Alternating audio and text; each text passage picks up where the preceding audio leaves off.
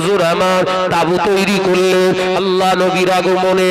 মদিনার আবাল বৃদ্ধ বনিতা, মদিনার আবাল বৃদ্ধ বনিতা সবাই আল্লাহ নবীর জন্য, কেউ পাহাড়ের উপরে, কেউ বা গাছের মাথাও, কেউ বা আপনার টিলার উপরে দাঁড়িয়ে দাঁড়িয়ে উকি মেরে মেরে দেখতে লাগলেন আল্লাহ নবী আসছে, আল্লাহ নবী আসছে, দয়ার নবী আসছে, রাহমাতাল লিল আলামিন আসছে। আল্লাহ নবী ওই কোবা পল্লীতে অবস্থান করেছিলেন।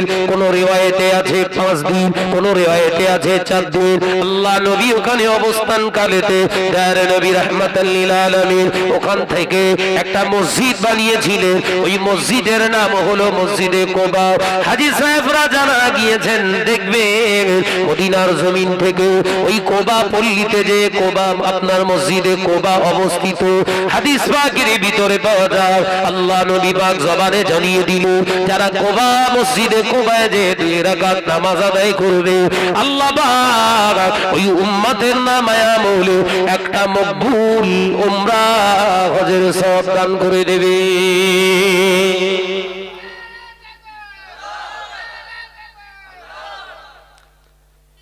আছে না হাজী সাহেব? আছে তো? ও মসজিদ তৈরি করার আমার বড় একটা চ্যাপ্টার আছে, ওদিকে যাব না, যে জায়গা দরকার আমার সেই জায়গা বুঝিলেন। ও নওজওয়ানেরা, মুরব্বিয়ানগণেরা, আল্লাহ নবী ওখান থেকে অবস্থান করার পরে মদিনার দিকে রওনা হয়ে গেল। গোটা মদিনার রাস্তায়, গোটা মদিনার পাহাড়ের ধারে ধারে আবাল বৃদ্ধ বনিতারা রাসূলুল্লাহকে পেয়ে তারা জানো চাঁদে হাতে পেয়ে গেল। আল্লাহ নবীকে ইস্তেকবাল করার জন্য, ওয়েলকাম জানানোর জন্য তারা প্রত্যেকে গাইতে শুরু করেছিলেন, তালাআল বাদর আলাইনা মিন সানিয়াতি ওয়াদাই ওয়াজাবা শুকরু আলাইনা মাদআ লিল্লাহি দাই। জোরে হবে না? একবার জোরে হবে না? পৃথিবীর বুকে এট ফার্স্ট, পৃথিবীর বুকে সর্বপ্রথম, পৃথিবীর বুকে কোন নেতাকে ইস্তেকবাল করার জন্য পৃথিবীর বুকে ইয়াসরিবের মানুষেরা প্রথম যে গজল গেয়েছিলেন, তারানা গেয়েছিলেন, নাশিদ গেয়েছিলেন, সেটা আমার নবীর জন্য। আজ মুসলিম সমাজে এত অবক্ষয় অধঃপতন লেগে গেছে, ওই নবীর গাওয়া, নবীর সম্মানার্থে গাওয়া তারানাটা এক শ্রেণীর আলেমদের নামে গাওয়া হচ্ছে। সেই আলেমগুলো নিজেদের যদি দাবি করে আমরা হক, স্বপ্নেও কি কোনদিন মানা সম্ভব? মানবেন? এ তো রাসূলের জন্য খাস। এই তারানাটা কারা গেয়েছিল? মদিনাওয়ালারা, ইয়াসরিবের মানুষেরা বিশ্বনবীর সম্মানকে তারা উড্ডীয়মান করার জন্য বিশ্বনবীর শানে গেয়েছিলেন। একবার জোরে হবে না? একবার জোরে হবে না? বিশ্বনবীর শানে সেই নাত। এখন আমি শাহনাজের নামে যদি আপনারা গান,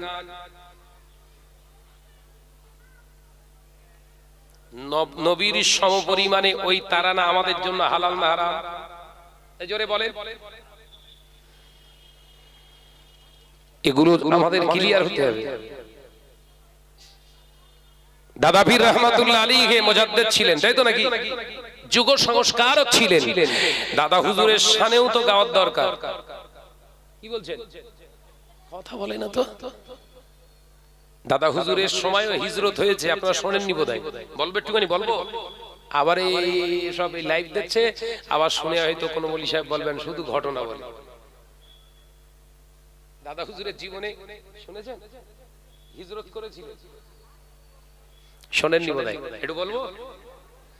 মুজাদ্দিদুজ জামান আমিরুশ শরিয়াত আলা হযরত দাদা পীর রহমাতুল্লাহ আলাইহি যখন ফুরফুরা শরীফে বসবাসরত, কিছু কুচক্করি মানুষ দাদা হুজুর পীর কেবলার উপরে এত প্রেসার ক্রিয়েট করতে লাগলেন, হুজুর তাদের উপরে মনোক্ষুণ্ণ হয়ে, মনে কষ্ট পেয়ে হিজরত করেছিলেন। এই প্রথম শুনছেন বোধহয়। হিজরত করেছিলেন ফুরফুরা শরীফ থেকে হেঁটে হেঁটে হুজুর পালিয়ে গিয়েছিলেন রাতের অন্ধকারে। কোথায়? ওটা হচ্ছে হরিপাল, হুগলির হরিপাল থানার অন্তর্গত নালিকুল বলে একটা জায়গা আছে, নাম শুনেছেন? নালিকুল থেকে যেতে হবে প্রায় 6 থেকে 7 কিলোমিটার দূরে একটা জায়গার নাম হলো দোক। কি জায়গাটার নাম বললাম? দোক। ওখানে হুজুর কেবলার বড় মাদ্রাসা আছে। আসলে ভালো জিনিস যেখানে যায় তার খুশবু ছড়ায়। সুবহানাল্লাহ বললেন না? একবার জোরে হবে না? রজনীগন্ধা গাছে থাকলে শুধু খুশবু হয়? কোন জমিতে হয়েছিল এখন এই প্যান্ডেলে লাগিয়ে দিয়েছে সুতোর সঙ্গে পরিয়ে, খুশবু হচ্ছে না? হয় না? এই মসজিদ, আমাদের মসজিদে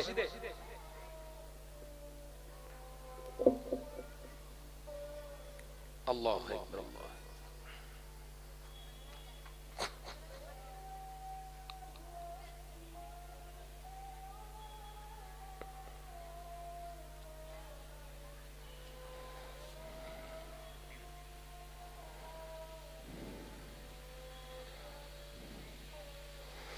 আল্লাহু আকবার, আল্লাহু আকবার।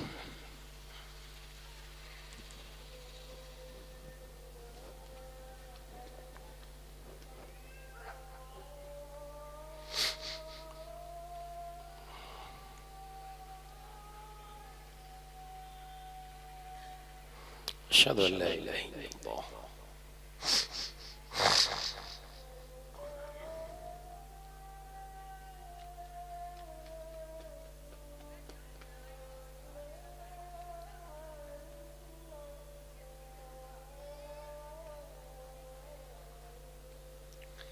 أشهد أن لا إله إلا الله.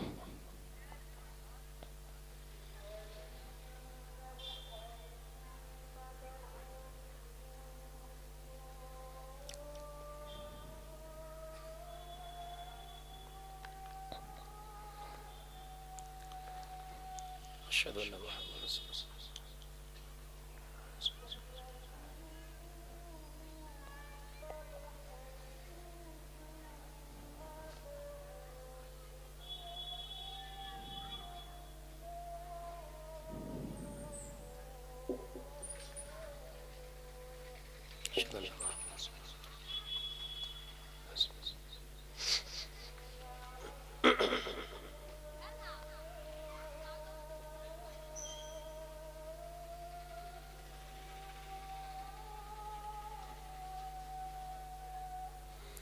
لا حول ولا قوة.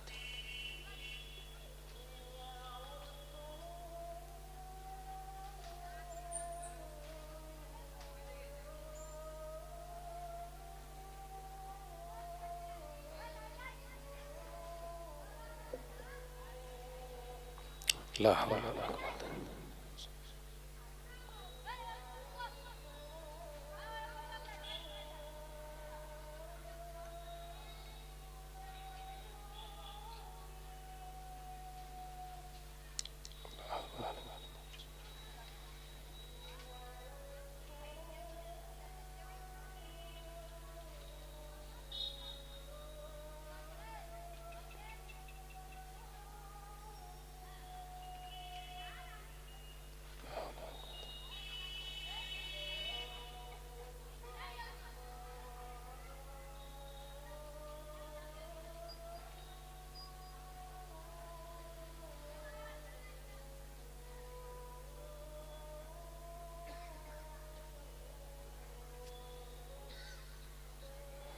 الله أكبر.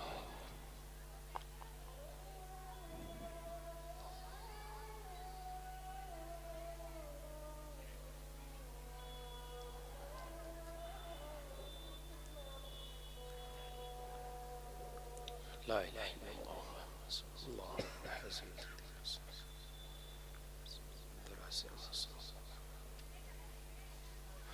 درود الشريف. اللهم صل على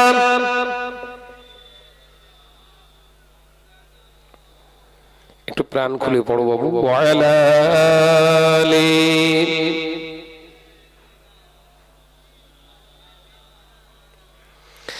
ডেকে লও রাসূলুল্লাহ রোজা পাকের কিনারে, আমি সইতে পারি না বিরহ ব্যথা, করো দিদারে। আল্লাহুম্মা, জোরে জোরে পড়ি, সাল্লি আলা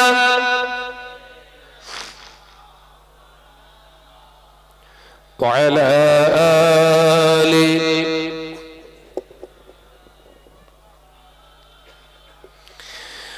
নূরে উজ্জ্বল চেহারা তোমার, দেখে মন যে ভরে যায়, তোমার ওই গুম্বদ খজরা দেখে ঈমানও বেড়ে যায়। একবার জোরে হবে না? নারে তাকবীর। দেখে লো রাসূলুল্লাহ রোজা পাকের কিনারে, আমি সইতে পারি না বিরহ ব্যথা, ধন্য করো দিদারে। আল্লাহুম্মা সাল্লি আলা,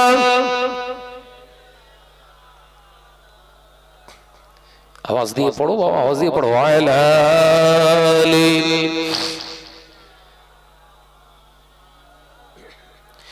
ও নজরা যুবকেরা, ছেলেরা, বাচ্চারা, আমি আপনাদের বোঝাতে চেয়েছিলাম মুসাদ্দুজ্জামান আমিরুশ শরিয়ার আলা হযরত দাদা পীর রাহমাতুল্লাহ আলাইহি হিজরত করেছিলেন।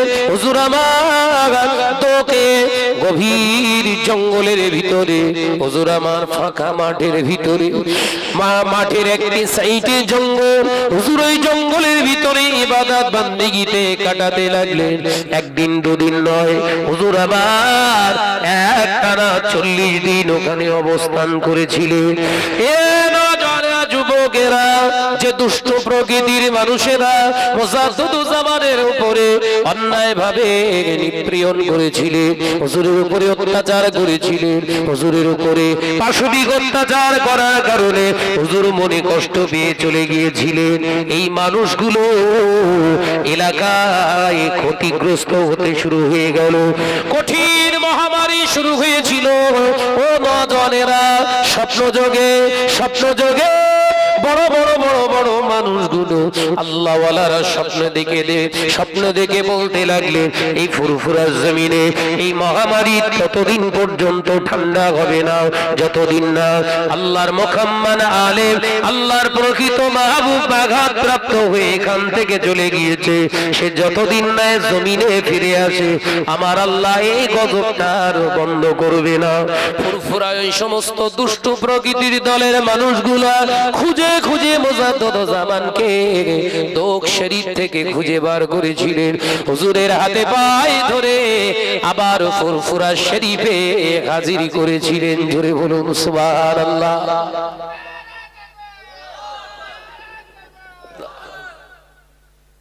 আল্লাহর ওলির মনে কষ্ট দিলে বদদুয়া দেয়া লাগে বাবা? এই কথা বলছেন না কেন? হাক্কানি আল্লাহওয়ালা যারা হয় তাদেরকে অন্যায় ভাবে মিথ্যা তহমত, মিথ্যা কিছু বললে ওর কানে আসার পরে ওই যে মনে একটু কষ্টটা একবার লেগে গেল, ওই কষ্টটা একদিন তোর উপরে 70 গুণ হিসেবে চাপবে, রাস্তা খুঁজে পাবিনি। মুসাদ্দুজ্জামান আমির শরিয়াত আলা হযরত দাদা হুজুর পীর কে রহমাতুল্লাহ আলাইহির জীবনে একটা সুন্নাত ছেড়ে যাচ্ছিল, আল্লাহ হিজরতে সুন্নাতটা আদায় করিয়ে নিয়েছিলেন। একবার জোরে বলুন, একবার জোরে বলুন না সুবহানাল্লাহ। আল্লাহওয়ালা শুধু আলেম, এই কথা বলছেন না কেন? শাহনাজ এক লাইন দু লাইন পড়ে খুব আলেমগিরি শোনাচ্ছ, খুব ডিগ্রি দেখলে মাথা কাজ করে না। যত ডিগ্রি অর্জন করেছিস ওই ডিগ্রির অনুপাতে আমল করিস তো? কথা বলে না। যদি নামের আগে থাকে মুফতি, তার মানে ফতোয়া, ডিসকাস, ডিসিশন, কোরআন হাদিসের অনুপাতে ডিসকাস করে ডিসিশন, সিদ্ধান্ত নিয়ে সমাজকে বার্তা দেনেওয়ালা, এর নাম হলো মুফতি। তুমি মুফতি লাকাব ধারণ করলে, শরিয়াতের হুকুমকে বুড়ো আঙুল দেখিয়ে নিজের নাম নিজের যশ খ্যাতি অর্জন করার জন্য অন্যায়কে ন্যায়, ন্যায়কে অন্যায় বলে চালিয়ে দিলে, হালালকে হারাম, হারামকে হালাল বলে চালিয়ে দিলে, ওই লাকাবের সঙ্গে কি কর্মের মিল হলো? কথা বলছেন এখানে। ওই জন্য তোমার নাম সানডে মুফতি। কথা বুঝতে পারছেন না? ওই জন্য তোমার নাম সানডে মুফতি। দেখেন এই প্রমাণ দিচ্ছি তো। মহিলাদের কণ্ঠস্বর শোনা খারাপ, ওয়াজ করলাম, ফতোয়া দিয়ে দিলাম, আবার ওই মহিলাকে দিয়ে তারানা পড়ালাম। কেন হলো? নিজের জুতো নিজের গালে মারা। ও নজরেরা, মুরব্বিয়ান গণেরা, ছেলেরা, বাচ্চারা, পর্দানাশী মা ও বোনেরা, আলোচনা বধুর আল্লাহর ওলি মুজাদ্দিদুজ্জামান আমির শরিয়াত আলা হযরত দাদা পীর রহমাতুল্লাহ আলাইহির হাতে বায়াত হয়েছিলেন। আল্লামাহি আল্লামা রুহুল আমিন সাহেব রহমাতুল্লাহ আলাইহি, আল্লামা নিসারউদ্দিন রহমাতুল্লাহ আলাইহি, আল্লামা শাহ সুফি বজলুর রহমান দরগাপুরি রহমাতুল্লাহ আলাইহি, আল্লামা শাহ সুফি আব্দুল মাহবুব ফারুকি রহমাতুল্লাহ আলাইহি, আল্লামা আব্দুল আজিজ সাহেব কনকপুরি রহমাতুল্লাহ আলাইহি, আল্লামা ডাক্তার শহীদুল্লাহ রহমাতুল্লাহ আলাইহি, আল্লামা নিসারউদ্দিন রহমাতুল্লাহ আলাইহি, আল্লামা শাহ সুফি হযরতে সুফি আব্দুল মুবিন সাহেব রহমাতুল্লাহ আলাইহি, এই সব বড় বড় হাস্তিগুলো, বড় বড় আলেমগুলো মুজাদ্দিদুজ্জামানের হাতে বায়াত হয়েছিলেন। তার কারণ অন্য কিছু নয়, মুজাদ্দিদুজ্জামান শুধু ইলম হাসিল করেনি, কিতাব পড়ে শুধু আলেম হয় না, শুধু কোরআন হাদিসের ব্যাখ্যা দিয়ে যায় না। মুজাদ্দিদুজ্জামান যতটুকু ইলম হাসিল করেছিলেন, আল্লাহ তার উপর দিয়ে, ওই ইলমের উপর দিয়ে তার জীবনটা গঠন করিয়ে দিয়েছিলেন। একবার জোরে হবে না? একবার জোরে হবে না? আল্লাহর ওলি হয়ে গেছিলেন দাদা পীর রহমাতুল্লাহ আলাইহি। রাসূলুল্লাহর হাদিসগুলো মুখস্থ করে, কিতাবগুলো মুখস্থ করে নিজের জীবনে আমল করার কারণে রাসূল পাক সাল্লাল্লাহু আলাইহি ওয়াসাল্লামের দরবারে যেতেই আরব আপনার মদিনাতুল মুনাওয়ারার গভর্নরকে স্বপ্ন যোগে রাসূলুল্লাহ বললেন, আমার আবু বকর এসেছে, আমার আবু বকর এসেছে। আবু বকর মসজিদুল নববী শরীফের এক কোণায় বসে আছে। আমি রাসূলুল্লাহ বলছি, আমার আবু বকর যেন আমার সামনে এসে সালাম দেয়। এই জোরে বলেন না। দাদা পীর রহমাতুল্লাহ আলাইহি হুজুর গভীর রাতে মুজাদ্দিদুজ্জামান আমির শরিয়াত আলা হযরত দাদা পীর রহমাতুল্লাহ আলাইহি হুজুর আমার মসজিদুন নববী শরীফে মুরাকাবা মুশাহিদার ভিতরে রয়েছে। এমন সময় দেখতে পাওয়া যায় বসিরহাটের বড় মাওলানা আল্লামা হিন্দ আল্লামা রুহুল আমিন সহ হযরত শাহ সুফি আব্দুল মাহবুব সাহেব ফারুকি রহমাতুল্লাহ আলাইহি মেদনাপুরি হুজুর কেবলা আস্তে আস্তে গিয়ে হুজুরের কাছে যে আওয়াজ দিলেন, হুজুর, হুজুর। মদিনার মসজিদুন নববী শরীফে হুজুর ভিতরে গিয়ে ডাকলেন ইশারা করে, হুজুর, হুজুর আপনাকে রাসূলুল্লাহর মাজার মুকদ্দাস থেকে একজন রাসূলুল্লাহর মাজারের খাদেম আপনাকে তালাশ করছে। হুজুর আপনি উঠো। আল্লাহর মাহবুব বান্দা মুরাকাবা মুশাহিদা ছেড়ে দিয়ে হুজুর দেখলেন কি ব্যাপার, কি ব্যাপার বাবা আব্দুল মাহবুব ফারুকি, কি ব্যাপার বাবা রুহুল আমিন, হুজুর আপনাকে রাসূলুল্লাহর দরবারে খাদেম ডাকছে, আপনার নাম ধরে ডাকছে। যুবকেরা, ছেলেরা, বাচ্চারা, পর্দানশী মা ও বোনেরা, মুজাদ্দিদুজ্জামান টুকটুক টুকটুক করে রাসূলুল্লাহর দরবারে কাছে আসলেন, মাজার মুকদ্দাসের কাছে আসলেন। ওই সময় মাজারের হুজুরের মাজারের খাদেম ছুটে এসে মুজাদ্দিদুজ্জামানকে জড়িয়ে ধরলেন। ও আব্দুল মুক্তাদিরের বেটা, বাংলার আবু বকর, আপনি আসুন, আপনি আসুন। রাসূলুল্লাহ জালির বাইরে দাঁড়িয়ে থেকে আপনি সালাম দিয়েছেন, আল্লাহ নবী নির্দেশ দিয়েছে আপনি বাইরে থেকে সালাম দেবেন না। আমার নবী হুকুম দিয়েছে আজকে মাজারের গেটের দরওয়াজাটা খুলে দেয়া হবে, আপনি রাসূলুল্লাহর মাজার মুকদ্দাসের ভিতরে যে সালাম দিন।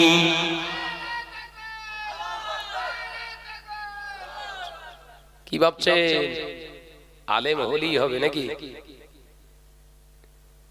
গত রমজানে আপনাদের নেক দোয়ায় আমি ওমরায় ছিলাম, মাহে রমজানে। এবারও যাব ইনশাআল্লাহ। 1,43,00,000 মানুষ ওমরা করেছিলেন রমজানে। কত মানুষ বললাম? সৌদির হিসাব বলছি ভাই, আমার তৈরি করা না। 1,43,00,000 মানুষ বাবাজি 4 কিলোমিটার এরিয়া নিয়ে জমাত হচ্ছে। দেখলে মাথা কাজ করবে না আপনার। যে এই 1,43,00,000 মানুষের ভিতর থেকে 10,000 তো আলেম ছিল। কথা বলছেন না কেন? গাড্ডার গাড্ডার আলেম, বড় বড় আলেম ছিল না ছিল নি? কই রাসূল পাক সাল্লাল্লাহু আলাইহি ওয়াসাল্লাম কাউকে তো ভেতরে ঢোকার জন্য নির্দেশ দিলেন না? আলেম তো। কথা বলছেন না কেন? আলেম হলেই হবে? মৌলভী সাহেব, শুধু আলেম হলে হবে না, যতটা ইলমিয়াত হাসিল করেছো যদি 4 লাইন হয়ে থাকে, এই 4 লাইনের উপরে জীবন চালাতে হবে। যদি 2 লাইন পড়ে থাকো, ওই 2 লাইনের উপরে তোমার জীবনটাকে তৈরি করো। তবে ইলম হাসিল করার সার্থকতা আসবে। আল্লাহ আমাদের সকলকে মূল্যায়ন করে চলার তৌফিক দেন, বলুন আমিন। একটু জোরে বলিন আল্লাহুম্মা আমিন। সময় খুব ভালো, মানুষগুলো অত্যন্ত খারাপ। সময় খারাপ হয় না বলো? খবরদার বলবেন না, আল্লাহকে গালি দেয়া হবে। তোমরা সময়কে গালি দিও না, তোমরা যুগকে গালি দিও না। কি বলছে? তোমরা সময়কে গালি দিও না।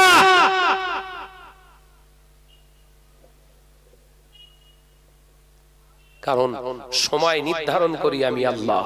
একবার জোরে বলুন না, একবার জোরে হবে না? আমরা তো সব গড়ে চালাচ্ছি। কথা বলছেন না কেন? সময় থেকে শুরু করে কিচ্ছু আর বাদ দেয়নি। মুখে যা আসে, স্টেজ পেয়েছি, মাইক পেয়েছি, তার সঙ্গে আবার ক্যামেরা ফ্রি। বুঝতে পারছেন না? বাঁদরামি শেষ নেই। স্টেজ পেলুম, মাইক পেলুম, তার সঙ্গে আবার যদি ফুলির তোড়া কিংবা ব্যাজ দেয়, তাহলে তো মাথা আর কাজ করে না। আজকে একটি কিছু করব, উল্টো পাল্টা ভুলভাল না বকে মাথার চুল ছিড়কে যা। এই কথা বলছেন না কেন? নিজের মাথার চুল ছিড়কে যা, বাদরামি করিস না। সমাজ আলেমদের থেকে এগুলো আশা করে না, ওয়াইজিনদের থেকে সব আশা করে না। যে আল্লাহ পাক আমাদের সকলকে মূল্যায়ন করে চলার তৌফিক দেন, বলুন আমিন। আর একটু জোরে বলি আল্লাহুম্মা আমিন। মুসাদ্দাদুজ জামানের নীতি আদর্শ সিলসিলার একনিষ্ঠ প্রকৃত পক্ষে ভক্ত অনুরক্ত হওয়ার আল্লাহ তৌফিক দেন, বলুন আমিন। আজকের বিভিন্ন প্রসেসে, বিভিন্ন প্রক্রিয়ায় আমার দাদা পীর রহমাতুল্লাহ আলাইহির সিলসিলাকে নষ্ট করার একটা পরিকল্পনা চলছে। বিভিন্ন প্রসেসে, শুধু স্টেজে নয়। আমরা ভাবি হয়তো স্টেজে শুধু হচ্ছে না, শিক্ষার আঙিনা থেকে দাদা হুজুর পীর কেবলাকে মুছে ফেলার একটা নকশা চলছে।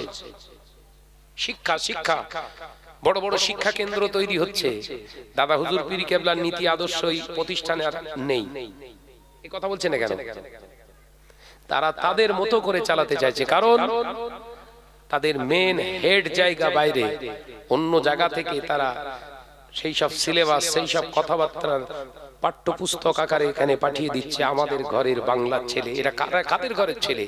এ তো সব ফুরফুরা ঘরানার ছেলে। কথা ঠিক না বুঝে বলে? এই সন্তান কার হাতের তৈরি?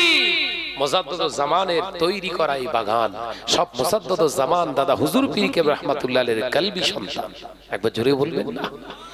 এই কলবি সন্তানগুলোকে পথভ্রষ্ট করার জন্য কিতাব আকারে তাদেরকে তুলে দেয়া হচ্ছে।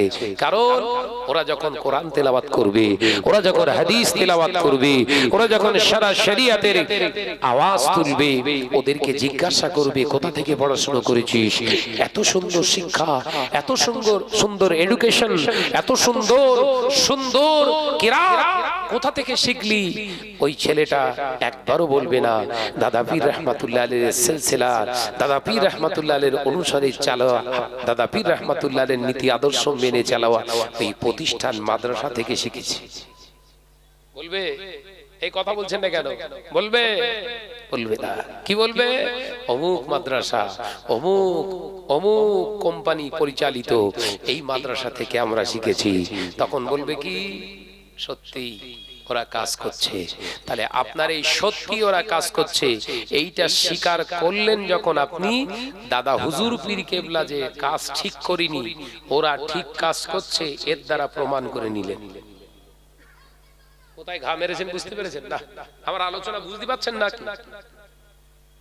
আমরা সেদিকে চিন্তা ভাবনা করে অনেক ঠান্ডা মাথায়, ভাই আমার এলেম কালাম কিছুই নেই, তবে যতটুকু বোঝার চেষ্টা করি ডিপলি বোঝার চেষ্টা করি, ও পদ্মে পদ্মে না বুঝে দেখলাম। বাংলার এলাকায় গ্রামে গ্রামে জেলায় জেলায় গিয়ে দেখলাম দাদা হুজুর পীর কেবলা রাহমাতুল্লাহ আলাইহির সিলসিলাকে মিটিয়ে দেওয়ার বিরাট একটা প্রয়াস চেষ্টা চলছে। সেখান থেকে আমরা ভাইজান হুজুর কেবলাদের নিয়ে সংঘবদ্ধ হয়ে বাংলার প্রখ্যাত আলেমে দিন বড় বড় স্কলারদের নিয়ে আমরা একটা সংঘবদ্ধভাবে একটা বোর্ড তৈরি করেছি, মক্তব বোর্ড। শুনেছেন? ফুরফুরা শরীফ মক্তব বোর্ড। এর কাজ হবে দাদা হুজুর পীর কেবলার মিশনকে সাকসেসফুলের জায়গা আছে আরো প্রশস্ত করা। একবার জোরে বলুন, একবার জোরে হবে না কি? এই মালিয়াড়ি গ্রামে যে মসজিদ কেন্দ্রিক মক্তব চলছে, আমরা চাই বেসিক্যালি একদম ভিত থেকে ওদেরকে তৈরি করতে। এই মক্তবে ঘরের বাচ্চারা যে পড়ছে অন্যের লিখিত কিতাব, এই কিতাবটা অন্যের লিখিত কিতাব না দিয়ে সিলসিলার বলিষ্ঠ হাতিয়ার আলেমে দিন বড় বড় স্কলারদের দিয়ে আমরা সিলেবাস তৈরি করেছি।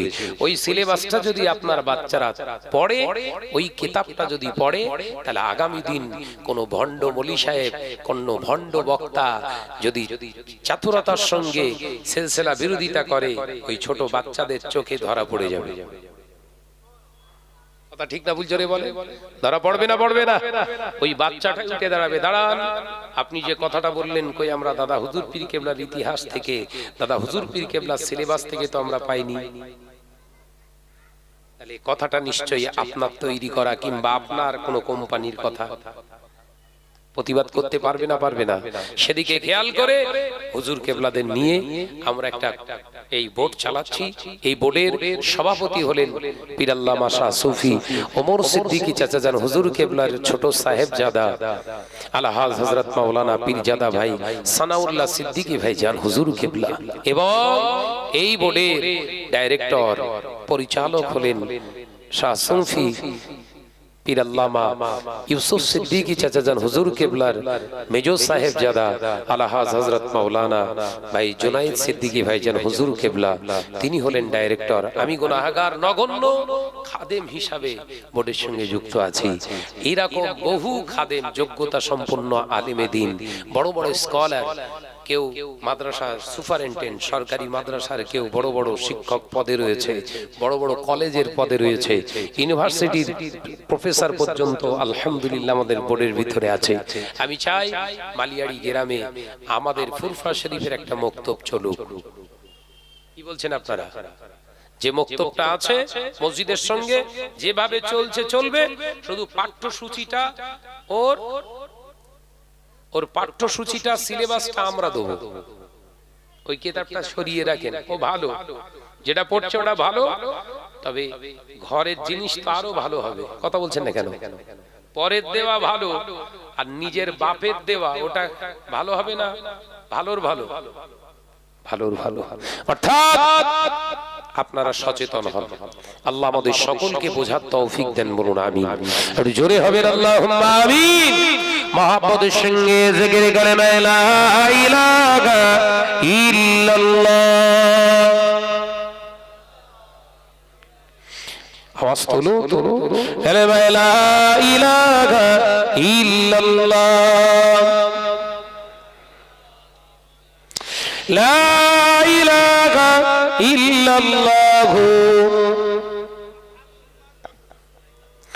আল্লাহ আল্লাহ আল্লাহ আল্লাহ আল্লাহ আল্লাহ সুবহানাল্লাহ, আল্লাহ আল্লাহ আল্লাহ আল্লাহ আল্লাহ আল্লাহ